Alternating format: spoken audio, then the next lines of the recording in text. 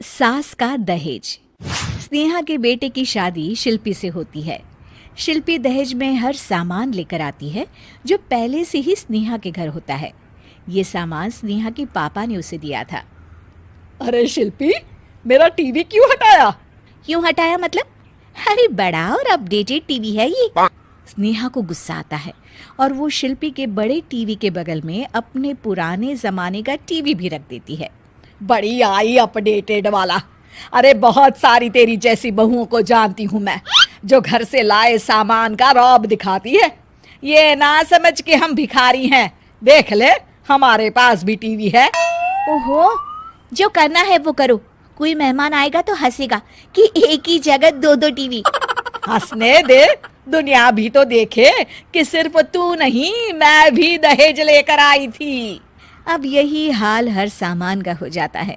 Drawing room में एक साथ दो तरह के सोफे रखे होते हैं, एक नया आलीशान तो एक पुराना लकड़ी का। शिल्पी स्नेहा की इस आदत से काफ़ी दुखी हो जाती है। एक टीवी पर रामायण चलती है तो बगल की टीवी में फिल्मी गाने, किसी को किसी की आवाज़ भी सुनाई ना पड़े वैसे।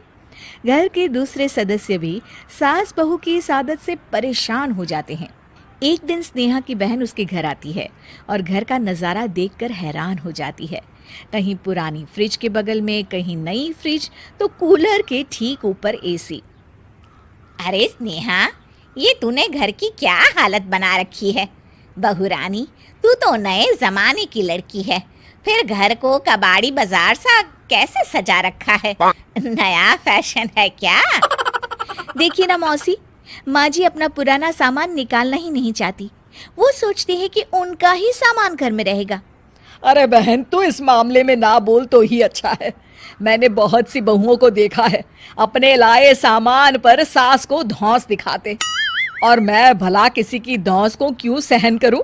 मेरे पास तो सारा सामान है, और वैसे भी क्या कहते हैं, ओल्ड इज गोल्ड। अब क्या था, शिल्पी ये सुनते ही भड़कती है और जोर जोर से चिल्लाने लगती है।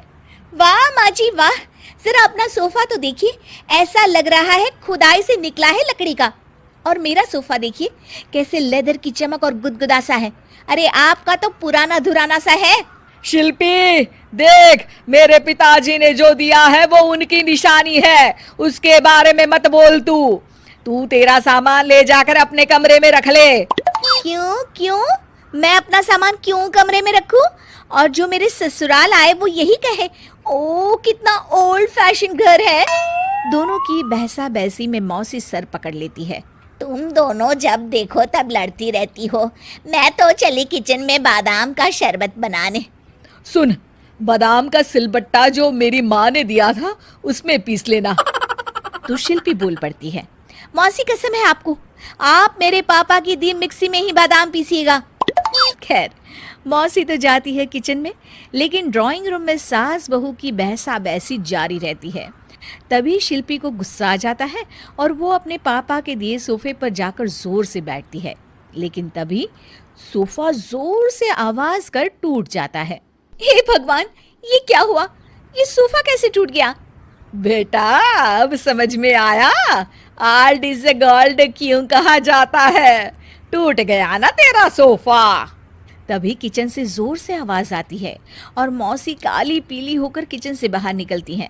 शिल्पी, तुम्हारी कसम के चक्कर में मैंने बादाम के लिए मिक्सी का उपयोग किया था, लेकिन जैसे ही प्लग ऑन किया, अरे मेरा ये हाल हो गया। और भरोसा करो आजकल की चीजों पर। मैंने तो कहा था तुझसे, माँ की सिलबट्टे पर बादाम को पीसती तो तेरा ये हाल ना होता और स्वाद का स्वाद बरकरार रहता। अरे जब सब चीजें घर में थी तो क्या जरूरत थी तेरे पापा को सामान देने की?